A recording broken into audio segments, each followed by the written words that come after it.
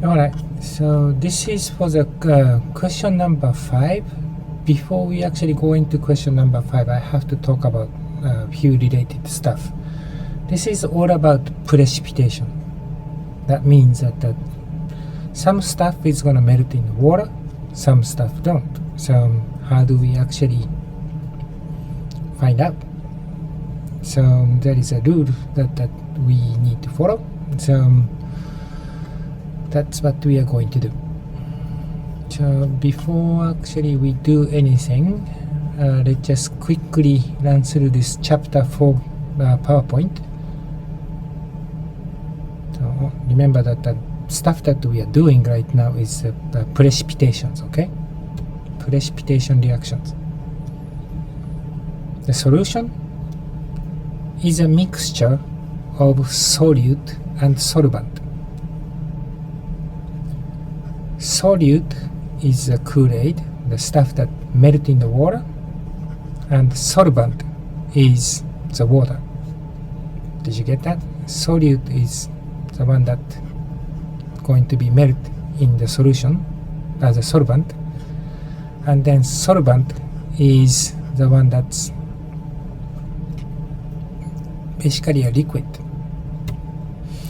Alright, electrolyte is the one that's going to dissociate to form ions. It could be positive or negative. So NaCl, for example, it's a table salt. Table salt, as soon as it hit the water, it will form Na plus and Cl minus. Non-electrolyte, like a sugar, is not going to produce positive or negative ions. It just stays as the molecule. Okay, so those are the non-electrolyte. Electrolyte is going to produce positive ion or the negative ions. Okay, dissociations, the molecule split apart into fragment A and fragment B, and ionization is the family of the dissociation. That's molecule. It's gonna fragment into part A and part B, and they are charged.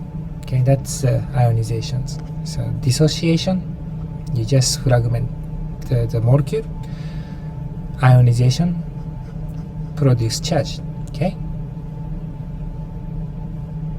Strong electrolyte, just like salt, if you put it into the water, everything is going to dissociate into the positive ion or the negative ions. Weak electrolyte, maybe only 1% or 2% is going to be soluble in water, and then it only produces very small amount of positive charge or negative charge, but majority of it is not going to produce positive or negative ions. Okay, so I'm gonna skip all of these guys and then get to the table. Before I do that, so non-electrolyte, if you put, let me just try to,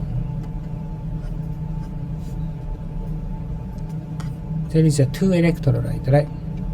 And if you run the current through these 2 plates, then you're not gonna have any current going through these 2 plates because there is no positive charge or negative charge.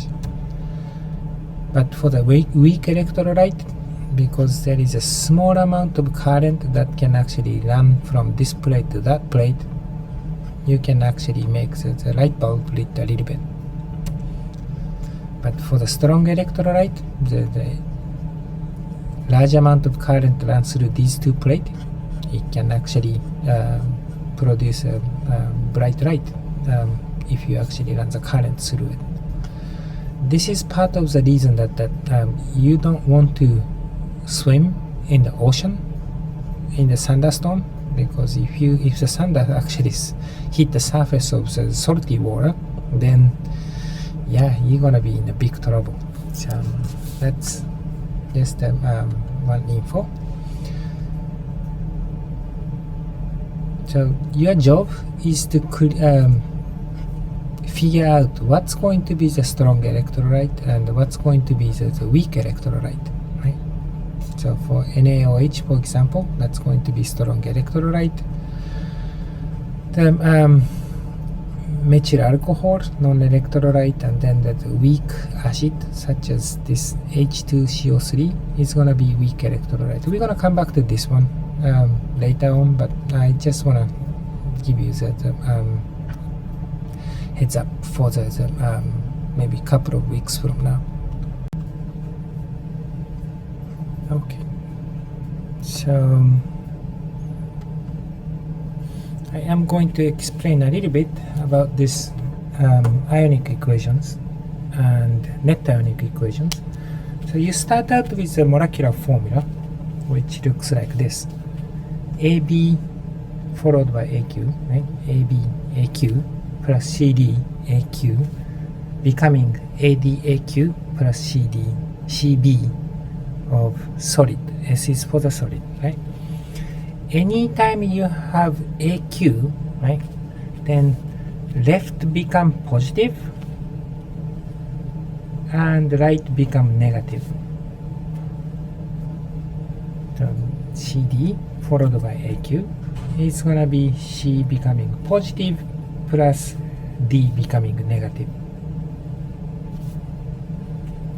Is becoming once again AD AQ, right? So A positive plus D negative. Now CB right here is followed by S, not AQ, right? So it's gonna stay as CB of solid, no change here. And that equation right here is actually called ionic equations. Ionic equations. Okay?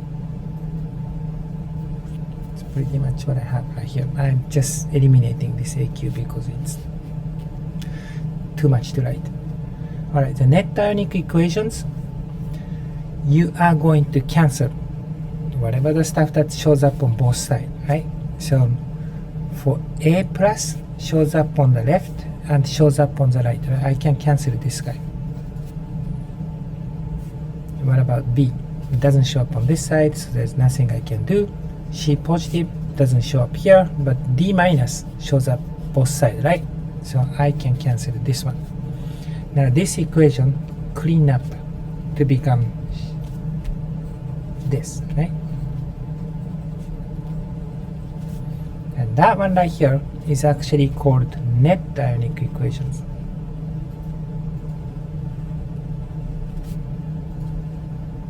So to write the net ionic equations, you really have to figure out which one is going to be AQ and which one is going to be solid. Okay? Alright, so we actually went over this molecular equations right here, and then ionic equations, and then net ionic equations, right? The question I have is that how do I know that this thing is actually soluble in water? Well, that thing is soluble in water. Well, that thing is soluble in water, but not this one.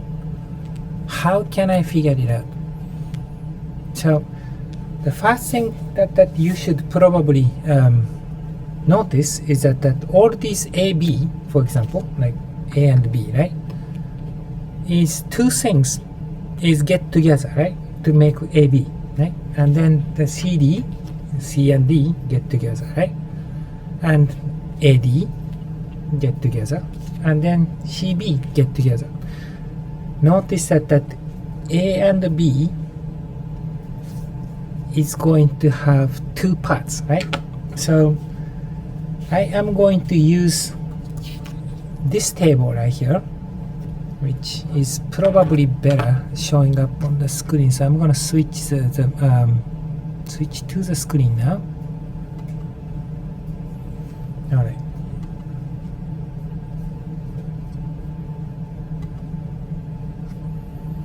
So this particular table, I will give you this table for the midterm exam, but you are on your own for the final exam. So you're gonna have to, one way or the other, you're gonna have to memorize all of these things. This one right here is the solubility predictions. What it means is that anything that's paired up with any of these guys is gonna be soluble. No exceptions. Okay? Anything that's gonna pair up with any of these guys is gonna be soluble. No exceptions. Any of these guys is gonna be paired. Anything that paired up with any of these guys is gonna be soluble in water, except that when these guys paired up with Ag or Hg or Pb. Likewise for the SO42 minus, everything will be soluble except when this guy paired up with any of these guys. That's how you use this table right here. And there is another table. Anything that you're gonna pair up with these guys will be insoluble except when they paired up with any of these guys. Okay? Anything that's gonna pair up with any of these guys is gonna be insoluble. That means that it's gonna be a solid. Exceptions, except these guys. Okay? Anything that have this OH minus is gonna be insoluble. So OH minus and then something else paired up, water insoluble, except when they paired up with any of these guys. Okay? That's how you use this table.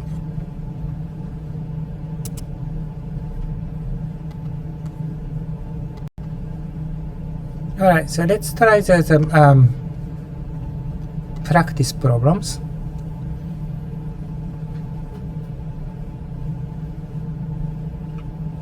Get your paper ready. Alright, then can you tell me this is water soluble or insoluble?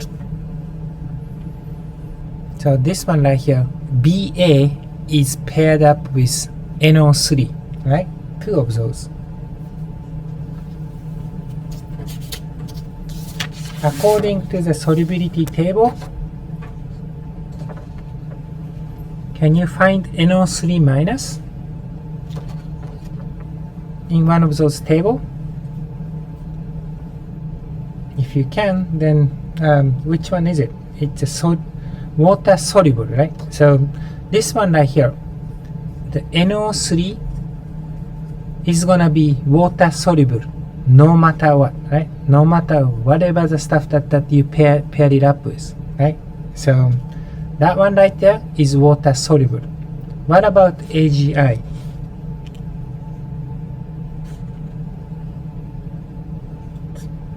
The same table, I find I minus, right? Anything that paired up with I minus is gonna be water soluble except when they paired up with the Ag plus, Hg, or the Pb, right? So unfortunately that this one right here, I is paired up with Ag, so this is going to be water insoluble. So you are going to mark this one as a solid. What about this one? There's a third one. OH minus. I remember OH minus showing up. So anything, that's the second table, right? Anything that's paired up with the OH minus is going to be water insoluble except when the OH paired up with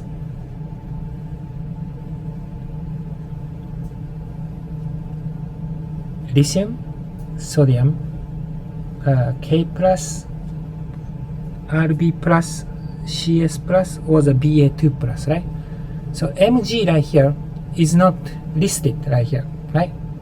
So that one right there is gonna be water insoluble and this becomes solid. So let's check. Soluble, that is good. Insoluble and insoluble. I think you are ready to solve the question number 5.